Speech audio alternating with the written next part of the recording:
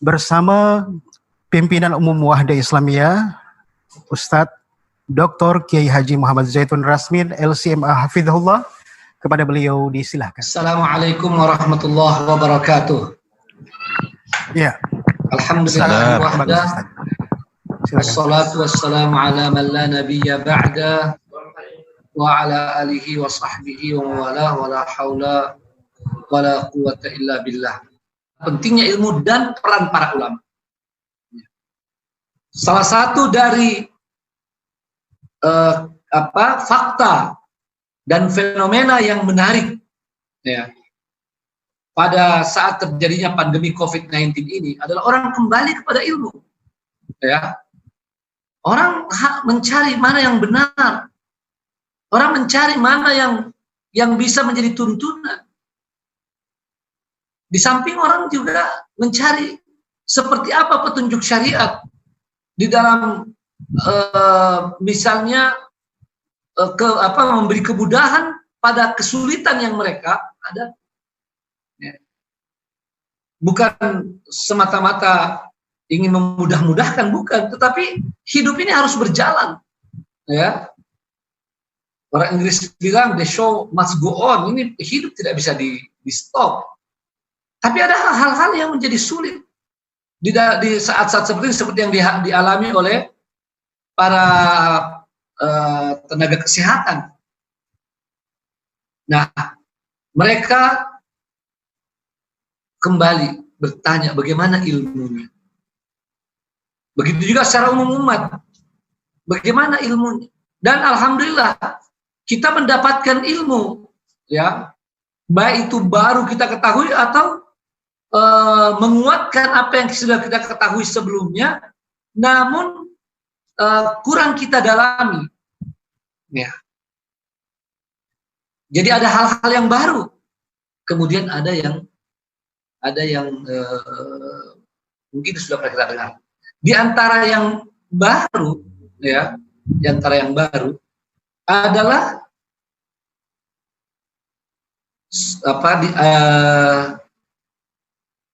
sholat berjamaah dengan jarak. Ya, dengan jarak yang cukup jauh, ya. Dengan jarak yang tidak biasa, ini lebih tepat istilahnya, dengan jarak yang tidak biasa.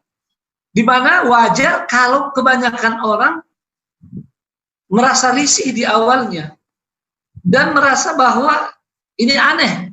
Nah, saya mendengar beberapa ustadz, ya, di awal muncul penjelasan tentang ini, itu ada yang dengan spontan bilang ada apaan itu, ya, itu nggak sah, nggak boleh, nggak ada itu sholat berjamaah dengan jarak, ya. Kenapa? Karena selama ini kita mendengar saw subuhakum, saw ratakan, lalu kemudian rapatkan, ya, tarasu, ya, dan seterusnya. Ya, yang kita terjemahkan rapatkan shaf, rapatkan dan luruskan shaf.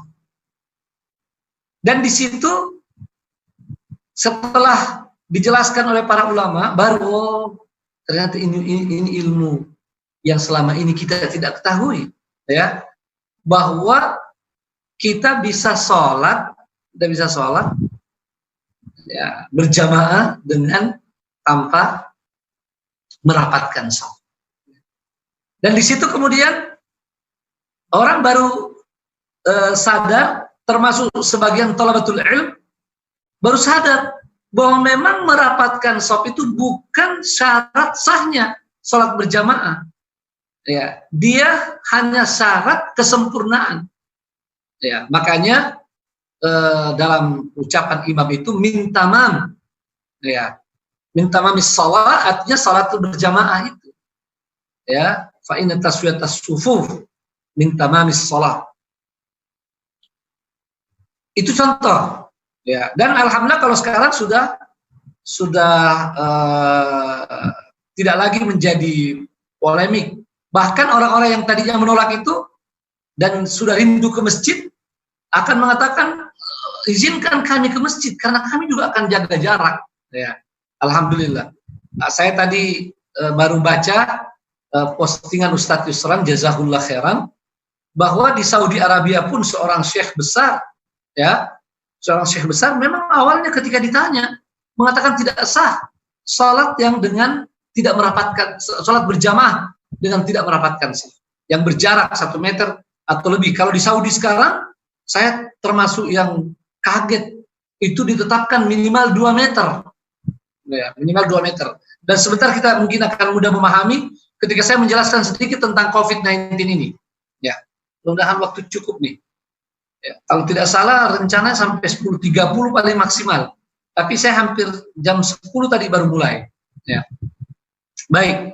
Jadi Syekh, ya, Syekh Al-Abbad hafizahullah berfatwa seperti itu. Tapi ketika keluar fatwa para ulama, ya, dan juga dengan penetapan dari pihak yang berwenang, maka beliau mencabut fatwanya, menarik fatwanya, dan mengarahkan umat. Jadi bukan saja mencabut, mengarahkan umat untuk jangan mengikuti fatwa beliau, tapi ikutlah fatwa para ulama lainnya, ulama yang berkompeten. Ya, beliau bilang itu karena ulama yang memang secara khusus dengan lembaganya untuk menetapkan atau memutuskan hal ini.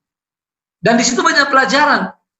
Di antaranya, ya, bahwa seorang alim sadar, walaupun beliau alim, bahkan alim kabir di suatu masyarakat, ya, sadar bahwa khilaf itu tidak baik, ya, sama dengan dikatakan tadi oleh ustadz-ustadz kita dari riwayat Ibnu Mas'ud, al-khilafu syarr.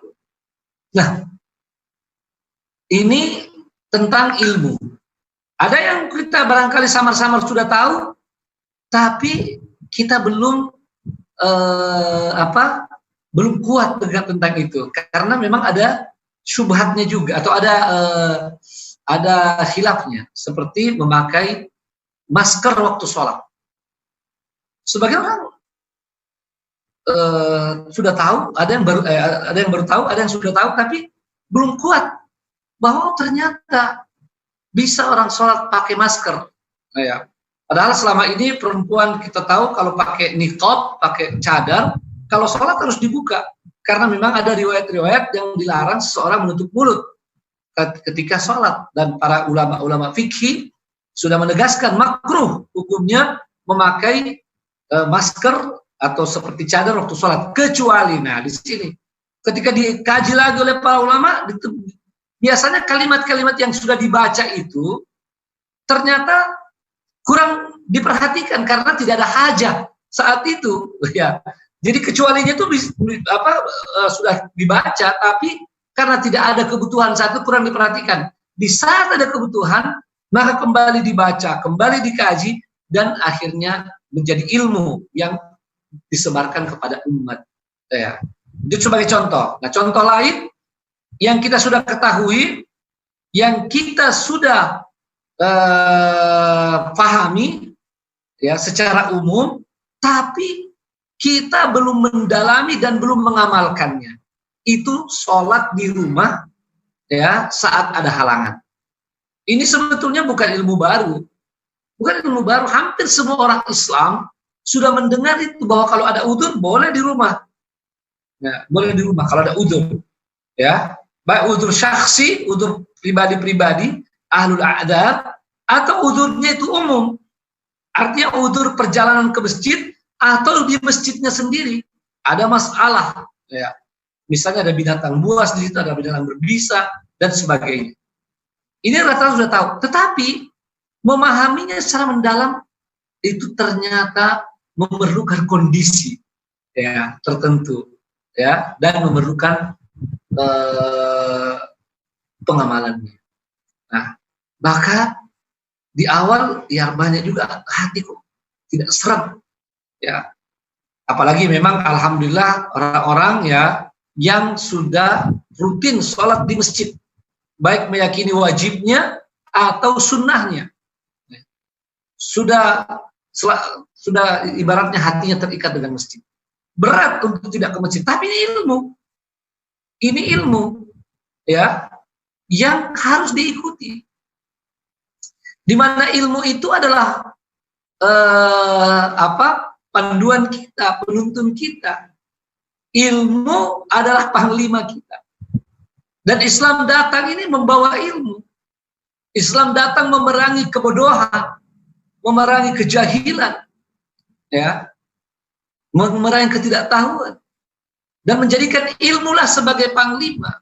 Quran turun untuk mengajarkan kita, untuk membawa ilmu pada kita. Begitu juga hadis. Nah, karenanya salah satu hikmah yang penting dari COVID-19 dalam perjuangan kita adalah meneguhkan kembali betapa pentingnya ilmu. Ya. Dan harus kita jadikan sebagai panglima. Dalam perjuangan banyak hal-hal yang kita perlukan. Ya. Misalnya semangat. Semangat dari jiwa kita. Ya. Itu unsur yang tidak kalah pentingnya atau yang sangat penting juga. Seorang pejuang tanpa semangat ibarat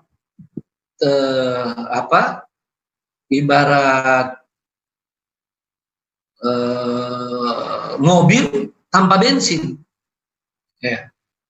Atau bensinnya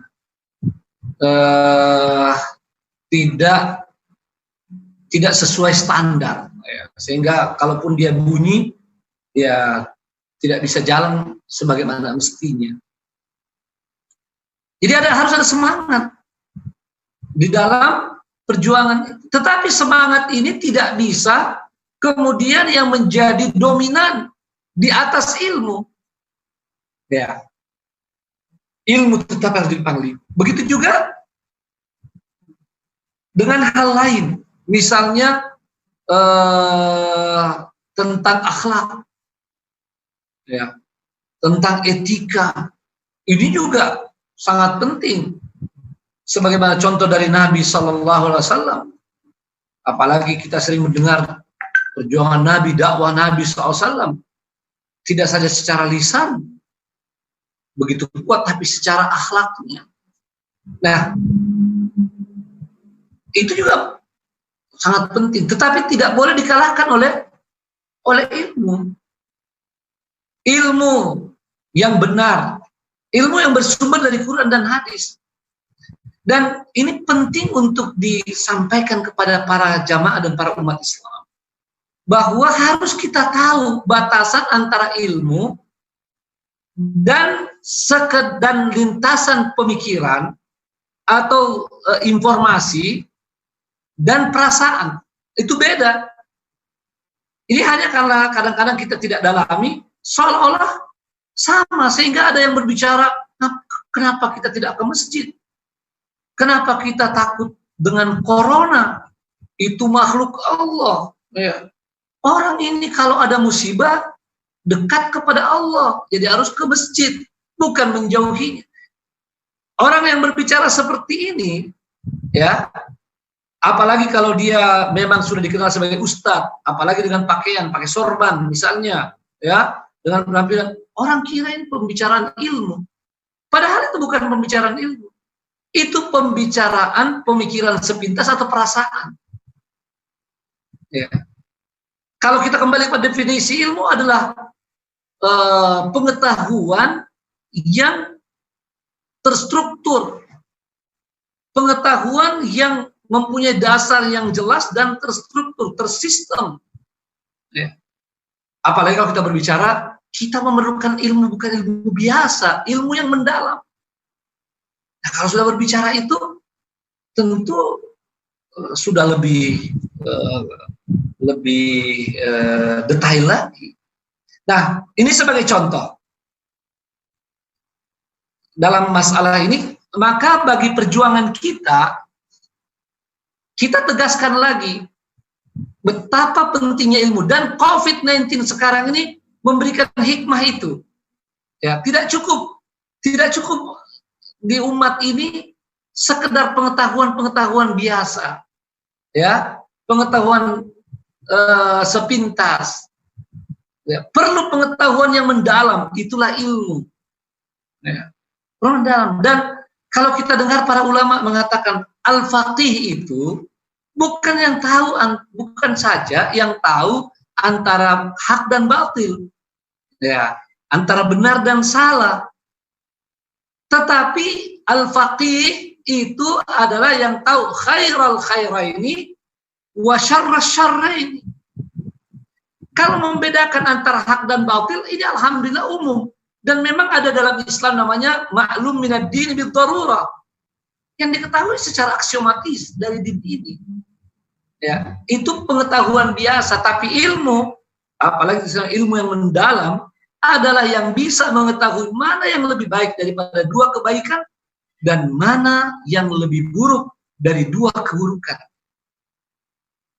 Ya, karenanya kita sangat bersyukur kepada Allah SWT bahwa di lembaga kita, di lembaga Wahdah dan banyak ormas tentunya, ya, agar kita juga tahu bahwa ormas-ormas lain pun punya hal yang banyak, punya kebaikan-kebaikan. Kita di Wahdah alhamdulillah ingin membangun terus yang namanya tradisi ilmiah ini. Kita ingin membangun kekuatan ilmu, ya, di dalam kehidupan sehari-hari dan kehidupan masyarakat, dan begitu pula dalam perjuangan. Jadi bukan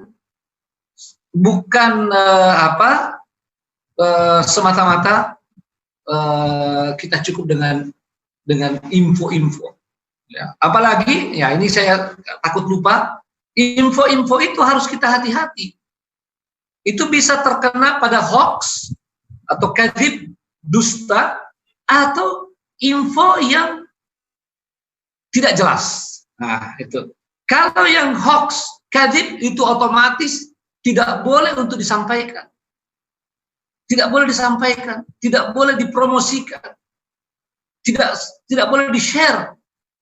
Itu otomatis itu, karena dia dalam hadis Muslim, dia akan menjadi ahadul kadzibain, satu daripada pendusta, karena dia tahu dan dia menyebarkan berita dusta itu. Tapi yang tidak jelas pun, yang tidak jelas, itu juga tidak bisa disebar. Tidak bisa disebar. Jangan bilang saya sengaja share di grup karena saya mau ditakin, ya. Itu keliru. Apalagi grupnya banyak, dia tidak tahu semua siapa dalam grup itu. Itu sebetulnya adalah bukan modus, apa istilahnya? Ngeles, anak-anak bilang ngeles. Kenapa akhi share itu, kan belum jelas. Dia bilang ya supaya dapat konfirmasi. Bukan begitu caranya. Kalau kita ini orang Islam, mengecek itu bukan di grup orang. Mungkin di situ ada kita tidak kenal atau orang rata-rata di bawah ilmu kita. Bagaimana mungkin? Kalau mau mengecek itu cek kepada yang alim, yang tahu. Ya, fas'alu ahla dzikri in kuntum la ta'lamun. Dan ada hadis sahih yang mengingatkan bahayanya men-share yang tidak jelas. Kafa bil mar'i kadziban ayyuhadditsa bi kulli ma sami'a. Cukuplah seorang jadi pendusta. Bisa menjadi pendusta ketika dia men-share, dia menceritakan segala apa yang dia dengarkan. Nah, kembali kepada masalah COVID ini. Banyak orang yang tidak hati-hati. Mendengar info tentang konspirasi, share. Hati-hati, itu benar konspirasi atau tidak. Saya sendiri pribadi juga bisa merasa-rasa kemungkinan ini konspirasi. Iya, saya juga bisa merasa begitu. Tapi saya tidak berani men-share bahwa ini karena saya tidak tahu dengan jelas. Ini baru informasi walaupun ada beberapa sumber. Tetapi kita bisa menjawab karena perbandingan tentang informasi-informasi yang tidak seperti itu. Dan andaikan pun dia konspirasi, bukan itu inti masalahnya. Inti masalahnya bagaimana menghindarkan diri kita dan umat kita dari persoalan ini, dari bahaya ini. Sehingga ketika kita men-share bahwa ini konspirasi, itu berbahaya, kemungkinan umat tidak peduli pada bahaya ini. Padahal info itu cukup bagi kita, misalnya orang yang tahu, orang yang punya ilmu, yang tidak akan mempengaruhi kita. Beda dengan orang awam. Maka lihatlah betapa luar biasanya wasiat Rasulullah SAW yang mengingatkan orang yang suka men-share sesuatu yang tidak jelas, itu bisa menjadi pendusta. Karena sangat berpengaruh pada orang awam. Ya. Begitulah, ada yang menceritakan tidak benar bahwa yang mati itu karena corona, dia mati karena penyakit-penyakit lainnya. Mungkin ada 1-2 yang menulis, mungkin juga ada dokter, ada tenaga kesehatan, tapi itu tidak bisa langsung di-share. Ini harus diuji. Apalagi informasi sementara yang ada di tengah-tengah kita, yang syibhu mutawatir, hampir pada tingkat mutawatir, adalah memang virus ini berbahaya. Ya, dan kadang-kadang begitu cepat terjadi kematian. Dan yang paling berbahaya dari virus itu adalah penularannya yang sangat cepat, itu diakui. Sampai saat ini adalah virus yang paling cepat penyebarannya. Dan dia dari manusia ke manusia. Nah, ini saya takut terlalu panjang ya sebetulnya, ya maaf karena waktu. Itu masalah ilmu, ya. Jadi mudah-mudahan hikmahnya bagi kita perkuat lagi, ya, kita perkuat lagi tentang ilmu ini. Dan tentu saya juga ingatkan, jangan salah paham bahwa ilmu itu hanya pada banyak hafalan. Banyak hafalan salah satu daripada yang namanya kriteria ilmu, ya, itu jelas. Tapi yang salah satu lagi yang tidak kalah penting adalah pemahaman yang benar, ya. Jadi memadukan antara hafalan yang banyak dan pemahaman yang benar, itulah ilmu. Dan kalau berbicara orangnya, alim ditambah lagi dengan satu, ya, khasyah, takut kepada Allah Subhanahu wa Ta'ala. Jadi alim yang benar itu adalah orang yang banyak hafalannya atau banyak mengetahui, pemahamannya benar, dan dia sangat takut kepada Allah SWT. Nah, saya pindah kepada yang syikusan, ya, bagian kedua dari nomor 1 ini, tentang ulama. Alhamdulillah, di COVID-19 ini muncul dan terasa lagi betapa peran ulama itu, ya. Dan ini penting bagi kita di lembaga perjuangan untuk terus kita istiqmal, kita perkuat peran ulama di tengah-tengah umat. Ketika terjadi situasi seperti ini, umat merasa kita memerlukan ulama, ya. Walaupun kadang-kadang ada juga yang mau minta pendapat ulama hanya untuk membenarkan yang mereka inginkan. Ada juga. Tapi kita mengambil yang mayoritas. Umat memerlukan ulama. Begitu banyak pertanyaan kepada para ulama, para asatidz, ya. Nah, itu tentu suatu hikmah penting untuk kita perkuat. Dan ini tanggung jawab kita bagaimana memperbanyak ulama thalabatul ilm, ya, di dalam perjuangan kita ini. Tentu bagi kita, selain kriteria-kriteria tadi yang 3 untuk ulama, ya, bila kita tambahkan lagi sebagai pejuang, mereka juga adalah orang-orang yang punya semangat juang yang tinggi, ya, punya semangat juang yang tinggi. Mereka yang siap berkorban, ya, dan seterusnya. Nah, jadi kalau kita lihat, inilah yang paripurna, ya, yang paripurna, dan kita temukan itu selain pada pribadi-pribadi para sahabat Nabi SAW, ya, tentu para anbiya, para rusul, apalagi baginda kita, junjungan kita Nabi Muhammad SAW adalah pribadi yang paripurna dalam segala maqais tersebut. Nah, kita bisa ambil dari para sahabat Nabi SAW, di mana mereka adalah rata-rata pejuang, ya, rata-rata mereka adalah ulama, ya, walaupun nanti ada disebut ulama sahabat, tapi saya katakan ulama karena kalau dibandingkan dengan generasi-generasi berikutnya, ya. Nah, kalau kita temukan, ambillah umum atau ulama sahabat, maka kita akan temukan hal tersebut. Bagaimana banyaknya pengetahuan mereka dan hafalannya, bagaimana pemahaman mereka yang begitu baik, begitu pas dengan apa yang datang dari Quran dan hadis, ya.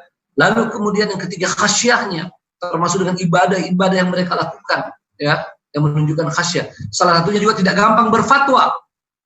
Salah satu ukuran khasyah yang sering diangkat oleh para ulama, tidak mudah berfatwa. tidak mudah menyampaikan pendapat, apalagi kalau sudah tahu itu bertentangan dengan pendapat ulama lain. Maka kalau ada orang yang gampang berpendapat, ya, gampang mengeluarkan statement, apalagi bertentangan dengan ulama-ulama lain yang dia rasa lebih kuat ilmunya, ini patut dia introspeksi, muhasabah. Apakah ada khasyah di dalam dirinya? Karena para ulama menjadikan salah satu ukuran. Coba baca sejarah para ulama yang ditanya tentang pertanyaan lalu dia alihkan ke ulama lain. Apa sebabnya? Apa sebabnya? Bukan karena tidak tahu jawab, karena takut, karena khasyah. Maka lebih baik orang lain aja yang jawab. Nah, ya, seperti itu. Di samping nampak sekali ihtiram, penghormatan kepada ulama-ulama lain yang dipandang lebih tinggi ilmunya. Jadi itu. Dan yang keempat adalah semangat. Ya, adalah semangat juang. Nah, kalau kita ambil dalam istilah yang biasa sebagai pejuang saja, pejuang ya secara biasa, kita biasanya paling tidak ada 3 unsur atau tiga